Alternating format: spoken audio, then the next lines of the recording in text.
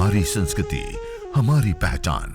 यज्ञ, योग, आयुर्वेद सदा रहे हमारे साथ। भारत के प्राचीन ग्रंथों एवं आधुनिक विज्ञान का दिव्य संगम, यज्ञ महिमा।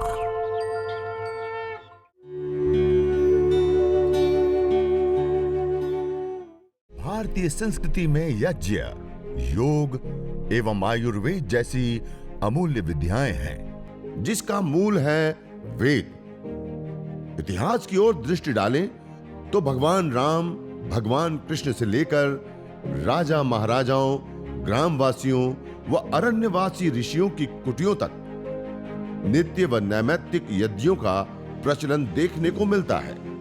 द्वितीय संविधा लेंगे। कहा कि जो स्वयं यजन करता है, हवन करता है, वो सभी प्रकार के धन धान्यों से, ये जो हमने मंत्र अभी बोले उसमें प्रजाओं से, पशुओं से ब्रह्मवर्चस अर्थात सभी प्रकार के जो यश कीर्ति हमारी वो दूर दूर तक फैलती है और अन्नों की कभी कमी नहीं होती। तो इसलिए हवन करना चाहिए। होत्री सदनम हरितम हिरण्ययम कहा। सभी प्रकार के मनोरथ हमको मिल जाती है, प्राप्त हो जाती है। आइए द्वितीय समिधा। ओम समिधाग्निं ध्रुवस्य तघृते बोधयता तिथिं आस्मिन् हव्या जुहोतना सुसमेधा यशोचिषे घृतं तीव्रं जुहोतना अग्नये चातवेदसे स्वाहा इदमग्नये चातवेदसे इदन्न मम। तृतीय समिध। ओम तन्त्वा समिद्भिरङ्गिरो घृतेन वर्धयामसे बृहच्छोचाय विष्ठ्य स्वाहा इदमग्नयेऽङ्गिरसे इदन्न मम। अब हम पंचघृत आहुति समर्पित करते हैं एक ही मंत्र से 5 बार। ओम अयंत इत्म आत्मा चात वेदस्तेनेत्यस्व वर्धस्व चेद्धवर्धय चास्मान् प्रजया पशुभे ब्रह्मवर्चसे नान्नात्येन समेधय स्वाहा इदमग्नये जातवेदसे इदन्न मम। ओम अयंत इत्म आत्मा चात वेदस्तेनेत्यस्व वर्धस्व चेद्धवर्धय चास्मान् प्रजया पशुभे ब्रह्मवर्चसे नान्नात्येन समेधय स्वाहा इदमग्नये जातवेदसे इदन्न मम।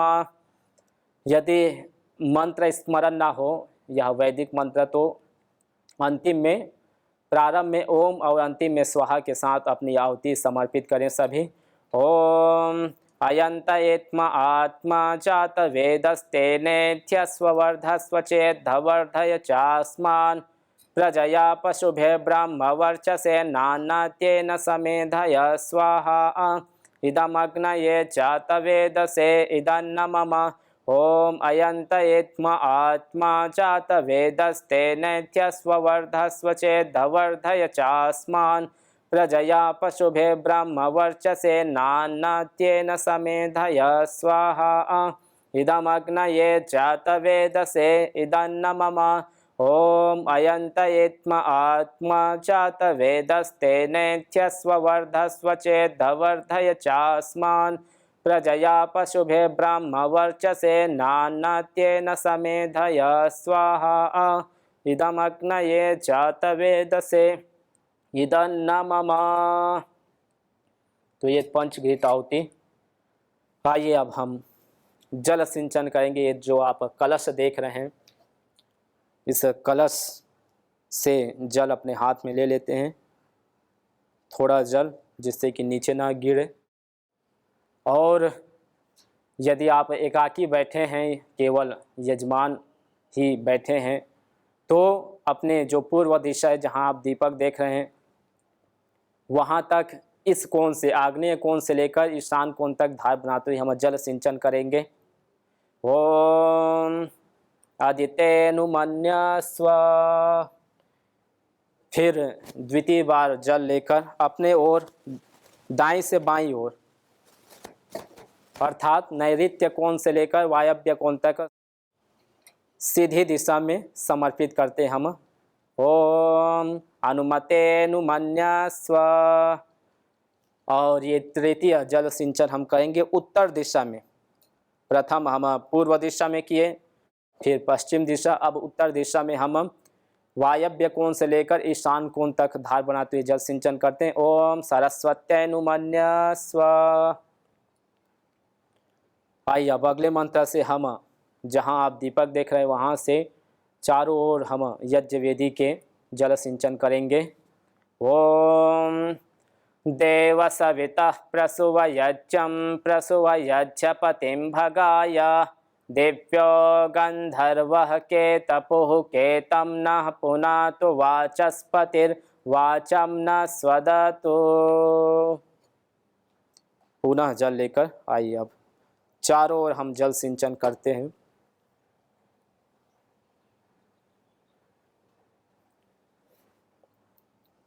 इसके पश्चात अब हम आघार वाज्य भाग आहुति 4 अग्नि, सोम, प्रजापति और इंद्र के लिए धार बनाते हुए हम अपने बाईं ओर संविधा में छोड़ेंगे, वापस नहीं लाना होता है। फिर द्वितीय आहुति दाईं ओर धार बनाते हुए और शेष मध्य में समर्पित करेंगे। ओम अग्नये स्वाहा इदमग्नये इदन्नमम। ओम सोमाय स्वाहा इदं सोमाय इदन्नमम। ओम प्रजापतये स्वाहा इदं प्रजापतये इदन्नमम। ओम इंद्राय स्वाहा इदं इंद्राय इदन्नमम। आइए अब हम घी के साथ सामग्री की भी आहुति समर्पित करते हैं। सायंकालीन मंत्रों से हम ये 4 आहुति समर्पित करेंगे, फिर उभयकालीन मंत्रों से 4 आहुति। यदि आप अकेले हैं, हवन कर रहे हैं, तो पहले घी की आहुति दें, उसके पश्चात सामग्री की क्रमशः। तो सायंकालीन मंत्रों से 4 आहुति समर्पित करेंगे। ओम अग्निर्ज्योतिर्ज्योतिरग्निः स्वाहा। ओम अग्निर्वर्चो ज्योतिर्वर्चः स्वाहा। ओम मौन आहुति मौन होकर देते हैं। स्वाहा।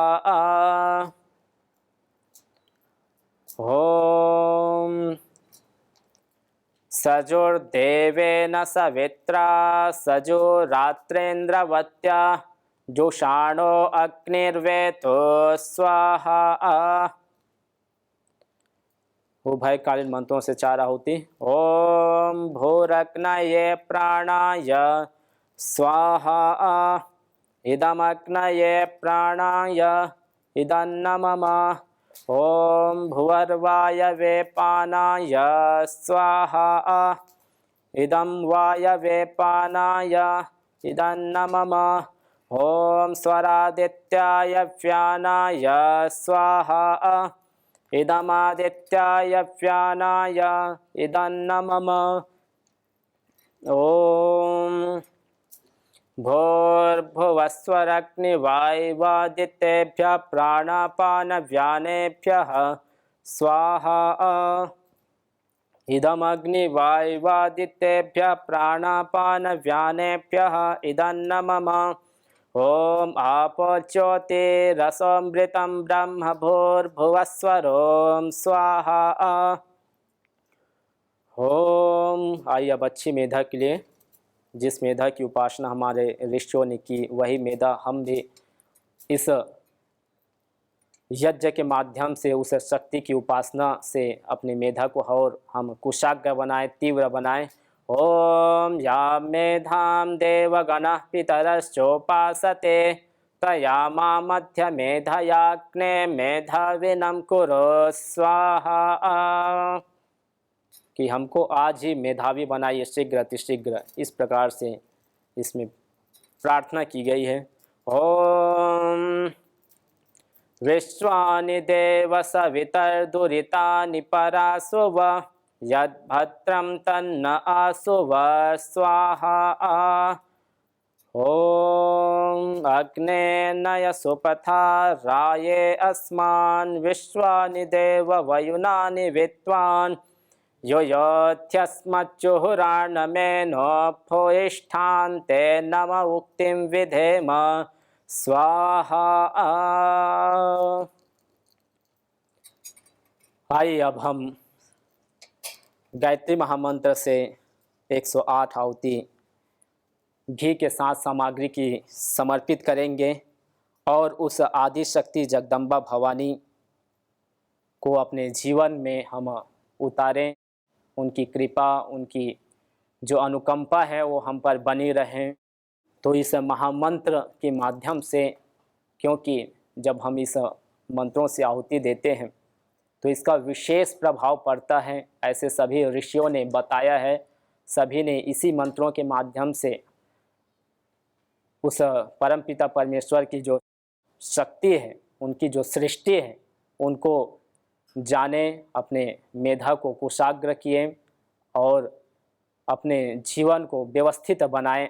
तो हम भी अब प्रारंभ करते हैं। आप अकेले हैं तो जैसे अभी मैं कर रहा हूँ उस प्रकार से पहली आहुति घी फिर सामग्री की। तो हम प्रारंभ करते हैं। ओम भूर्भुवः स्वः तत्सवितुर्वरेण्यं भर्गो देवस्य धीमहि धियो यो न प्रचोदयात् स्वाहा। ओम भूर्भुवः स्वः तत्सवितुर्वरेण्यं भर्गो देवस्य धीमहि धियो यो न प्रचोदयात् स्वाहा।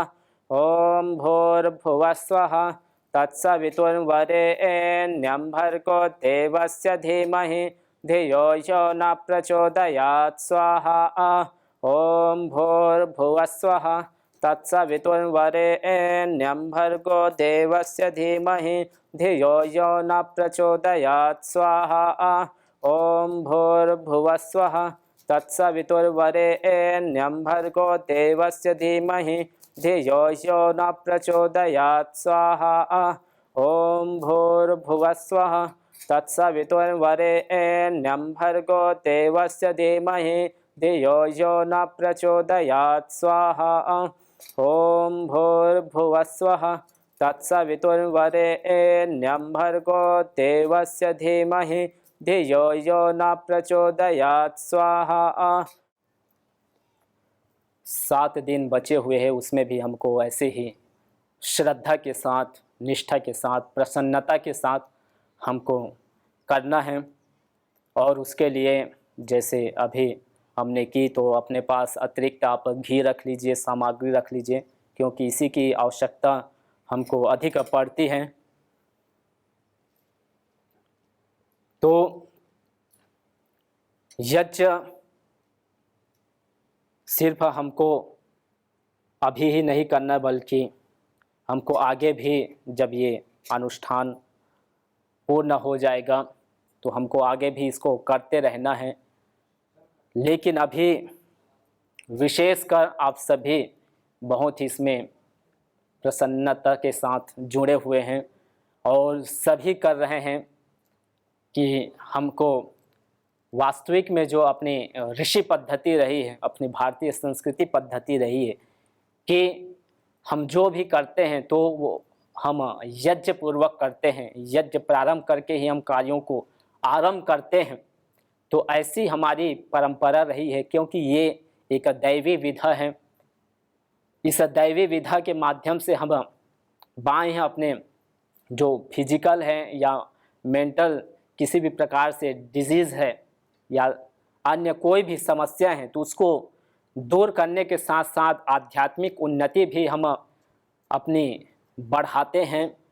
और ये निश्चित रूप से ये सिर्फ एक शब्द ही नहीं, एक वाक्य ही नहीं, जब हम करते हैं और स्वयं आप अनुभव कर रहे होंगे जब इसमें आप लग कर कि हमको उस माँ भवानी, उस जगदम्बा, उस सती सावित्री, वह जो दुर्गा है जो सभी प्रकार की शक्तियों से युक्त है, उस 9 रूप दुर्गा को, उस माँ भवानी को अपने जीवन में हमको बसाना है, अपने इस मन मंदिर में बसाना है। तो यज्ञ सिर्फ एक पूजा पद्धति नहीं बल्कि चिकित्सा पद्धति अब धीरे धीरे इसकी जो महिमा है अब जन जन तक संप्रसारित हो रही है और इसी के माध्यम से आप सभी जुड़े हुए हैं कि हम भी इस यज्ञ की महिमा को जाने, इस यज्ञ को अपने मन में, अपने तन में और अपने घर में हम बसाएं इसको। तो सामान्य जब हम प्रतिदिन हवन करें तो आप महर्षि दयानंद जी ने कहा कि कम से कम प्रत्येक व्यक्ति को, मनुष्य को 16 आहुति से हवन करना चाहिए, जो हमने पूर्व में किए। उसके बाद गायत्री महामंत्रों से 108 आहुति की हमने समर्पित की। तो कम से कम 16 आहुति से हम प्रतिदिन हवन करें। वो भी ना कर पाएँ जो वैदिक मंत्र है उनसे, तो उससे भी कम आप 11 आहुति गायत्री मंत्र से भी आप संपन्न कर सकते हैं। उतना भी ना कर पाएँ तो 4 आहुति में भी 2 आहुति सूर्योदय के समय, सायंकाल सूर्यास्त के समय आप कर का अनुष्ठान प्रतिदिन का आप पूर्ण कर सकते हैं। ऐसे अपने जो ब्राह्मण ग्रंथ हैं, आरण्यक ग्रंथ है, उसमें ये बात कही गई है कि जिनके पास थोड़ा भी समय यदि मिलता है तो वो इतना कम से कम कर लें, लेकिन करना ही है। ये वैदिक श्रुति का महर्षि मनु ने कहा, उदिते होतव्यम अनुदिते होतव्यम समय अध्युषिते होतव्यम सर्वथा वर्तते यज्ञ इति यम वैदिकी श्रुति है। कि ये वेदों का उद्घोष है कि सूर्योदय के समय हवन करें या सूर्यास्त के समय करें।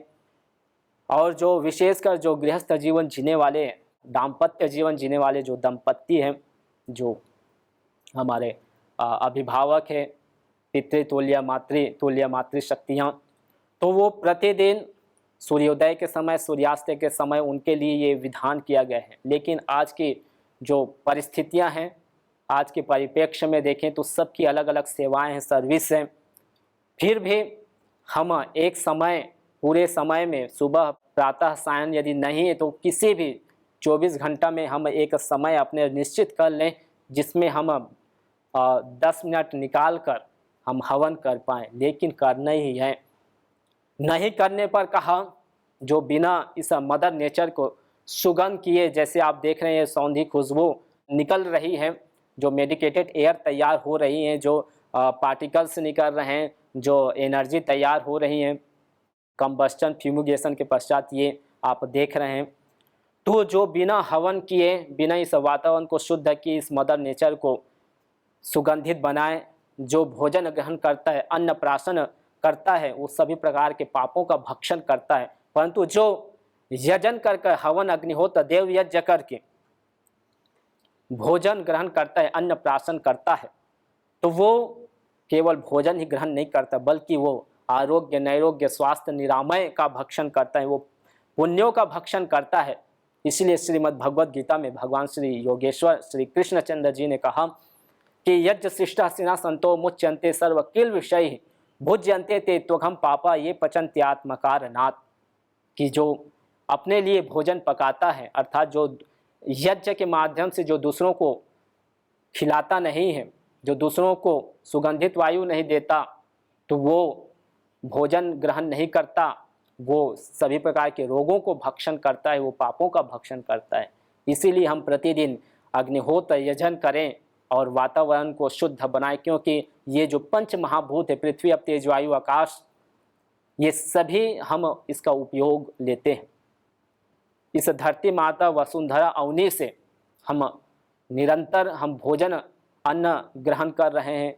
हम यहीं से हमको रोटी मिलती है, सब्जियां मिलती हैं, फल मिलते हैं, फ्रूट मिलते हैं।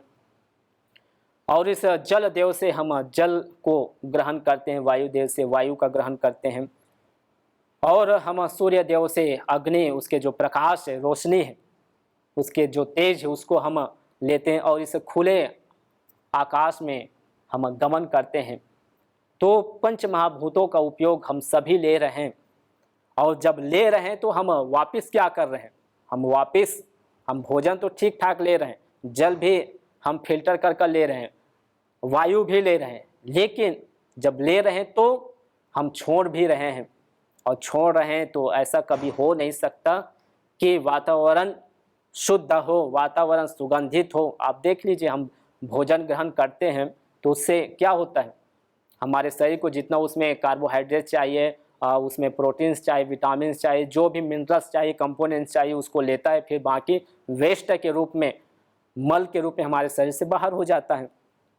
और यदि हम ये सोच कर रखें कि जी हमको प्रदूषण करना ही नहीं, हमारे माध्यम से थोड़ा भी ना हो, तो यदि ऐसा करेंगे तो हम देख रहे हैं लोग बीमार पड़ते हैं, जिनके पेट की सफाई नहीं होती, जिनका भोजन ग्रहण करने के बाद, पाचन के बाद बाहर नहीं हो पाता है वेस्ट पदार्थ, तो बीमार पड़ जाते हैं। कॉन्स्टिपेशन की समस्या उनके कारण से फिर हमेशा सिर दर्द बना रहता है, माइग्रेन की, स्ट्रेस की, डिप्रेशन की, और अलग अलग बहुत सारे स्किन की समस्या।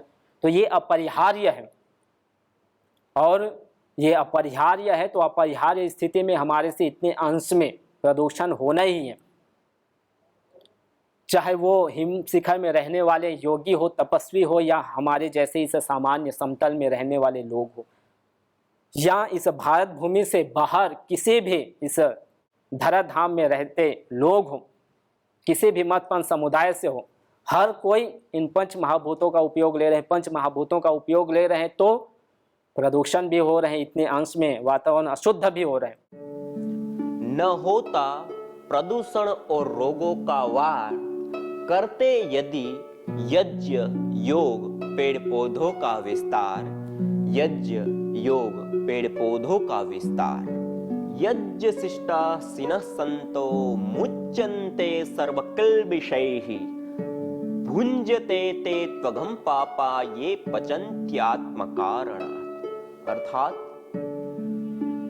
जो यज्ञ शेष बचे हुए अन्न का पान करते हैं, प्रसाद को प्राप्त करते हैं, प्रसाद को ग्रहण करते हैं, वह मुच्यन्ते सर्वकिल्बिषैः, सभी प्रकार के पापों से, दोषों से मुक्त हो जाते हैं। भुञ्जते तु त्वघं पापा ये पचन्ति आत्मकारणात्, जो केवल अपने पेट की आपूर्ति के लिए अन्न को पकाते हैं, वह अन्न नहीं अपितु पापी लोग पाप का भोग कर रहे हैं। ये मेरी बेटी है, इसका नाम दीपाली है। इसको 2016 से मल्टीपल स्क्लेरोसिस हो गया। डॉक्टर ने बताया कि ये ऐसी बीमारी बहुत खतरनाक है, बहुत सारे लोगों में एक को होती है। तो 2016 में इसका बोन मैरो किया, तो बोन मैरो करने से हमको फ़ायदा तो कुछ नहीं हुआ, लेकिन उसका जो भी शरीर काम करता था तो वो हाथ पैर ने काम करना थोड़ा बंद कर दिया ऐसे, और कमज़ोर हो गया। तो ऐसे हम बहुत दवाई किए, इसको स्टेरॉइड देते थे, स्टेरॉइड लेने से इसको और कमज़ोर रहने लगी। फिर अप्रैल में हमने बाबा जी का वीडियो देखा। इसके पापा को समाचार देखने का बहुत शौक है, तो उस दिन शायद से थोड़ा जल्दी लगा लिया टीवी। तो हमने देखा तो वही सोच लिया कि हम यहाँ बाबा जी के यहाँ आएंगे करके। तो पहले तो ये मना कर दिया कि मुझे कहीं नहीं जाना है, मुझे दवाई नहीं खाना है ऐसे। फिर हमने बोला बेटा देखो, डॉक्टर ने तो बोल दिया कि जब तक ये दवाई खाएगी तब तक ही जिंदा रहेगी, अगर इसने दवाई खाना बंद कर दिया तो फिनिश हो जाएगी। तो हमने कहा ऐसे भी जाना तो है सभी को, तो क्यों ना बाबा जी के पास एक बार आ जाए। इधर आके हमारे पहले 2-4 दिन ऐसे ही चले गए। फिर हमने ये यज्ञ चिकित्सा चालू किया, तब से इसको इतना फर्क आ गया कि ये अकेले खड़े नहीं हो पाती थी। हम दोनों, इसके पापा और मैं, हम दोनों लोग मिलके इसको खड़ा करते थे, मतलब लिटाते थे, बिठाते थे, ऐसा करते थे। लेकिन अभी ये यज्ञ चिकित्सा से इसको इतना फायदा हुआ कि ये अकेले अभी पकड़ पकड़ के बाथरूम तक जाती है, अपने आप उठती है, बैठती है। तो इसका 7 दिन में इसको बहुत फर्क पड़ गया। तो ये दवाई से ज़्यादा यज्ञ चिकित्सा से बहुत फर्क हो गया इसको। हम पहले घर में अगर भगवान की पूजा करते थे, अगरबत्ती जलाते थे, धूप जलाते थे, तो इनको उसकी एलर्जी थी। तो इधर आने के बाद वो भी ख़त्म हो गई, और पहले एकदम उदास सी रहती थी, बात नहीं करना, कुछ नहीं। अभी इधर आके यज्ञ चिकित्सा की वजह से ही बहुत खुश रहने लग गई है। दोनों टाइम यज्ञ चिकित्सा में भी आती है, और दवाई से ज़्यादा यज्ञ चिकित्सा से हमें बहुत फ़ायदा हुआ है। अभी बहुत खुश रहती है। यज्ञ भारतीय संस्कृति की मुकुट मणि है, प्रतीक है, मूल है। मानव जीवन के हर पहलू के साथ यज्ञ जुड़ा हुआ है, चाहे वह संस्कार हो, चाहे पूजा पाठ या फिर पर्व से लेकर हर शुभ अशुभ अवसरों में भी यज्ञ करने की सार्वभौमिक, वैज्ञानिक एवं पंथ निरपेक्ष पावनी परंपरा रही है। आइए हम संकल्प लें, संसार के श्रेष्ठतम कर्म यज्ञ को अपनाएं। पिंड और ब्रह्मांड में संतुलन कायम करने वाले यज्ञ को अपने जीवन का अभिन्न अंग बनाएं एवं प्रकृति मां के प्रति अपने ऋणों को अदा करें। विश्व स्वास्थ्य का एक नारा, यज्ञ से होगा जग उजियारा।